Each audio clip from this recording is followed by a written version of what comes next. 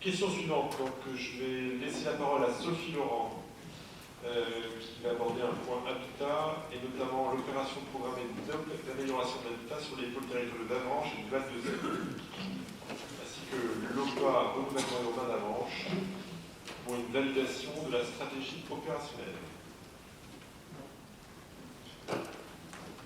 Oui, bonsoir à tous. Donc, dans le cadre du programme local de l'habitat qui avait été adopté, que nous avions adopté en février dernier, figurent au niveau des actions les opérations programmées d'amélioration de l'habitat. Donc actuellement, il y a une opération programmée sur les secteurs du Mortainais et de Saint-Hilaire, et ça marche très très bien, puisqu'aujourd'hui on est à plus de 500 logements rénovés pour environ 12 millions d'euros investis. Alors ce qui vous est proposé ce soir, c'est donc, comme le Président l'a précisé, c'est de valider la stratégie opérationnelle pour les deux prochaines OPA, qui concernent les pôles territoriaux, pour la première, les pôles territoriaux d'Avranches et du Val de Seine, et ainsi qu'une OPA plus particulière, puisqu'il s'agit du renouvellement urbain au niveau de la ville d'Avranches, du quartier Saint-Gervais. Alors, les OPA servent à quoi? Elles servent à... Vous connaissez un peu le processus. Il y en a eu déjà de nombreuses menées sur le Sud-Manche.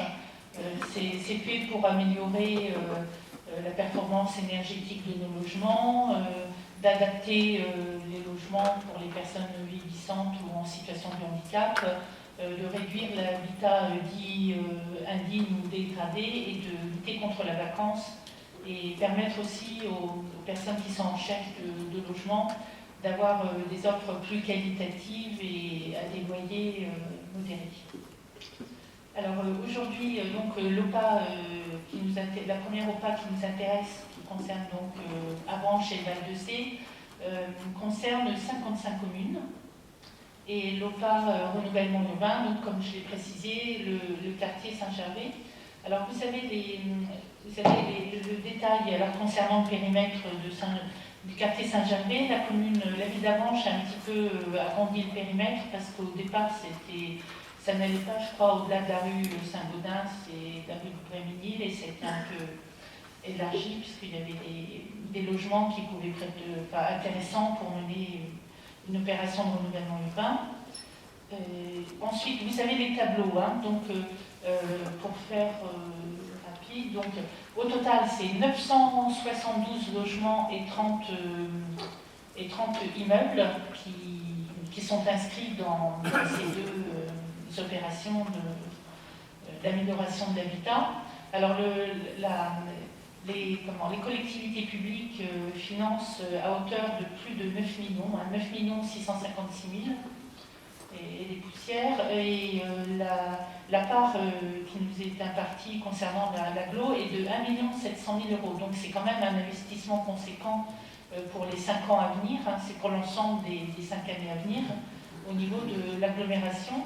La ville d'Avranches, elle mettra dans l'opération 100 000 euros par an, donc 500 000 euros aussi, c'est une somme.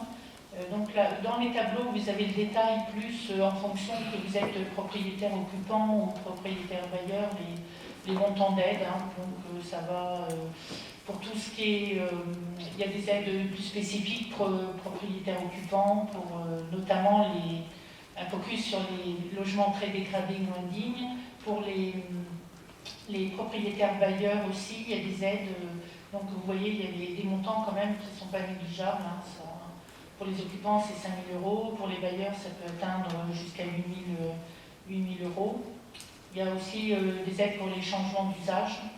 Quand un local professionnel est transformé en habitation, il y a des aides aussi auxquelles peuvent prétendre les bailleurs. Il y a aussi tout ce qui concerne l'accessibilité. Ça peut être la création d'ascenseurs, la lutte contre la vacance, la rénovation énergétique, bien entendu, et l'accompagnement des ménages en forte précarité. Donc là, ça c'est la principale dépense qui vous est proposée concernant l'agglo. C'est 860 000 euros qui seraient mis donc, sur ces publics ciblés. Donc, je pense qu'on a fait fait à peu près tout. Vous avez le détail, hein, des 972 logements et 30 immeubles. Donc, voilà.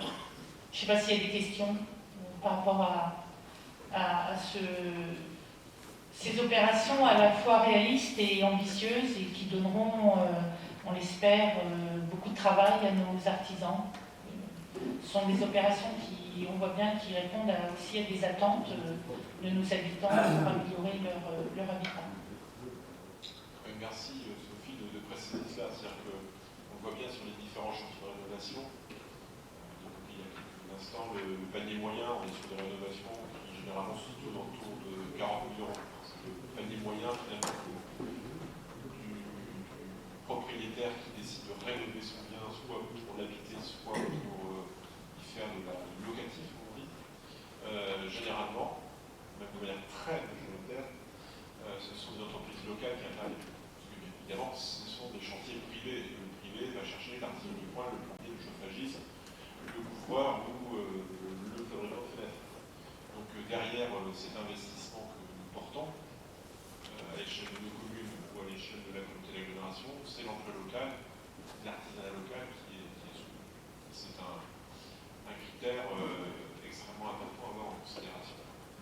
Et je faisais référence aux OPA de Saint-Hilaire et de Mortagne. En effet, celle de Saint-Hilaire a donné des résultats assez spectaculaires. C'est un spectacle, mais en tout cas assez visible dans le centre de la commune. Si je peux juste ajouter, pourquoi les OPA fonctionnent aussi, c'est parce que nous avons un accompagnement de qualité. Les opérateurs font vraiment leur boulot et c'est vrai que les gens ont besoin, beaucoup de personnes hésitent à se lancer dans des travaux de rénovation et l'OPA est la bonne porte d'entrée puisque avec cet accompagnement des opérateurs, il y a vraiment un suivi sérieux des dossiers. C'est essentiel, c'est vrai qu'au conseil municipal de la branche, on en parlait lundi soir, c'est vrai que les OPA ont déjà eu lieu, ce n'est pas un dispositif tout nouveau. Et on sait que par le passé, lorsque ça ne fonctionnait pas très bien, c'est qu'il manquait ce maillon de la médiation, de l'accompagnement des pétitionnaires dans l'obtention des aides. Et ce qui a fonctionné sur Saint-Hilaire, c'est précisément cet engagement des élus de la commune. Il est indispensable que les élus de la commune s'approprient ce levier et aillent aussi au contact des habitants, tout ça, endosse cette mission d'information auprès des pétitions.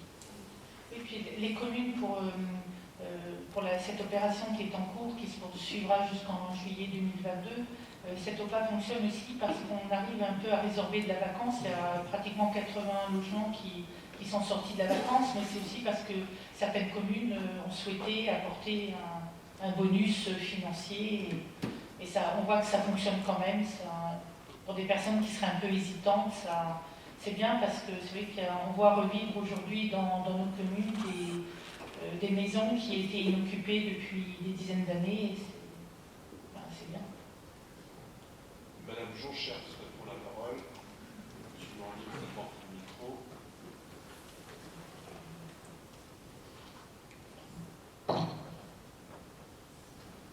Oui, ce que je soulignais lundi en conseil municipal, c'est qu'effectivement un écueil, ou en tout cas un frein réel, c'est la capacité pour des personnes âgées, des personnes qui vivent en général en centre-ville, avec des revenus plutôt modestes, d'avancer des fonds qui ensuite seront remboursés.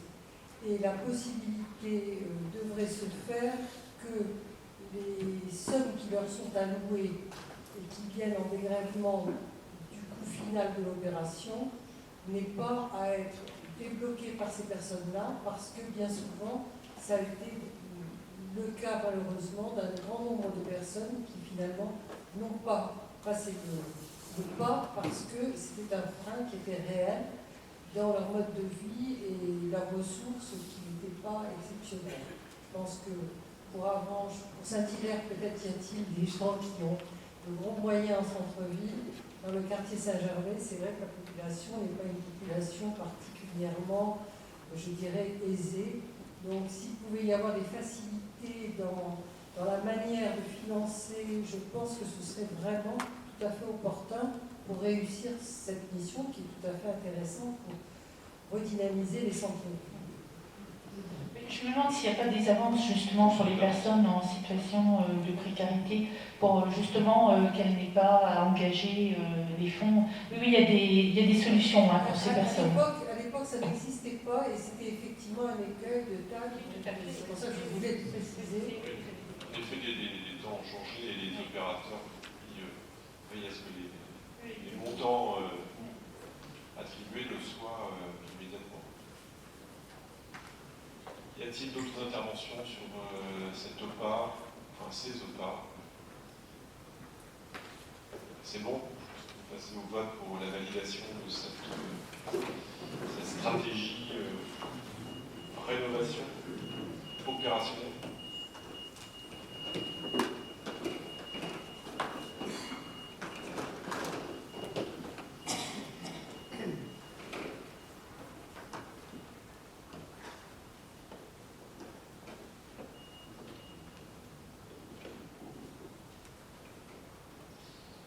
Donc il manque 4 votes. 3, 2, 1. Donc voilà, c'est bon. Écoutez, c'est une belle unanimité avec 100 votes favorables sur les 100 votants. Merci. Donc on chante le point 6, comme je vous l'avais proposé au début de la séance.